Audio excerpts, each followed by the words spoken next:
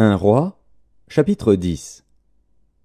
La reine de Séba apprit la renommée que possédait Salomon, à la gloire de l'Éternel, et elle vint pour l'éprouver par des énigmes. Elle arriva à Jérusalem avec une suite fort nombreuse, et avec des chameaux portant des aromates, de l'or en très grande quantité, et des pierres précieuses. Elle se rendit auprès de Salomon, et elle lui dit tout ce qu'elle avait dans le cœur. Salomon répondit à toutes ses questions, et il n'y eut rien que le roi ne sût lui expliquer. La reine de Séba vit toute la sagesse de Salomon, et la maison qu'il avait bâtie, et les mets de sa table, et la demeure de ses serviteurs, et les fonctions et les vêtements de ceux qui le servaient, et ses échansons, et ses holocaustes qu'il offrait dans la maison de l'Éternel. Hors d'elle-même, elle dit au roi, « C'était donc vrai ce que j'ai appris dans mon pays au sujet de ta position et de ta sagesse. Je ne le croyais pas, avant d'être venu et d'avoir vu de mes yeux. Et voici, on ne m'en a pas dit la moitié. Tu as plus de sagesse et de prospérité que la renommée ne me l'a fait connaître. Heureux tes gens, heureux tes serviteurs qui sont continuellement devant toi, qui entendent ta sagesse. Béni soit l'Éternel, ton Dieu, qui t'a accordé la faveur de te placer sur le trône d'Israël. C'est parce que l'Éternel aime à toujours Israël qu'il t'a établi roi pour que tu fasses droit et justice. » Elle donna au roi 120 talents d'or, une très grande quantité d'aromates et des pierres précieuses. Il ne vint plus autant d'aromates que la reine de Séba en donna au roi Salomon. Les navires de Hiram, qui apportèrent de l'or d'Ophir, amenèrent aussi d'Ophir une grande quantité de bois de santal et des pierres précieuses.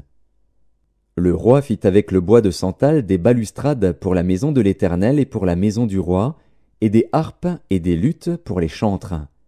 Il ne vint plus de ce bois de santal, et on n'en a plus vu jusqu'à ce jour.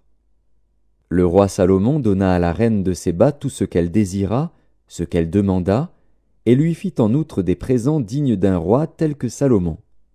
Puis elle s'en retourna et alla dans son pays, elle et ses serviteurs. Le poids de l'or qui arrivait à Salomon chaque année était de 666 talents d'or, outre ce qu'il retirait des négociants et du trafic des marchands, de tous les rois d'Arabie et des gouverneurs du pays.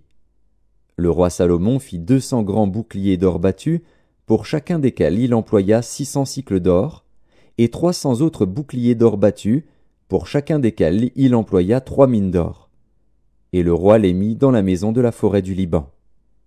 Le roi fit un grand trône d'ivoire, et le couvrit d'or pur. Ce trône avait 6 degrés, et la partie supérieure en était arrondie par derrière. Il y avait des bras de chaque côté du siège, 2 lions étaient près des bras, et 12 lions sur les 6 degrés de part et d'autre. Il ne s'est rien fait de pareil pour aucun royaume.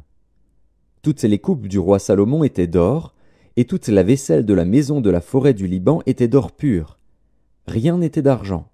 On n'en faisait aucun cas du temps de Salomon. Car le roi avait en mer des navires de Tarsis avec ceux de Hiram. Et tous les 3 ans arrivaient les navires de Tarsis, apportant de l'or et de l'argent, de l'ivoire, des singes et des paons. Le roi Salomon fut plus grand que tous les rois de la terre par les richesses et par la sagesse. Tout le monde cherchait à voir Salomon, pour entendre la sagesse que Dieu avait mise dans son cœur. Et chacun apportait son présent, des objets d'argent et des objets d'or, des vêtements, des armes, des aromates, des chevaux et des mulets. Et il en était ainsi chaque année. Salomon rassembla des chars et de la cavalerie. Il avait 1400 chars et 12 000 cavaliers qu'il plaça dans les villes où il tenait ses chars et à Jérusalem près du roi. Le roi rendit l'argent aussi commun à Jérusalem que les pierres, et les cèdres aussi nombreux que les sycomores qui croissent dans la plaine. C'était de l'Égypte que Salomon tirait ses chevaux. Une caravane de marchands du roi les allait chercher par troupes à un prix fixe. Un char montait et sortait d'Égypte pour 600 cycles d'argent, et un cheval pour 150 cycles.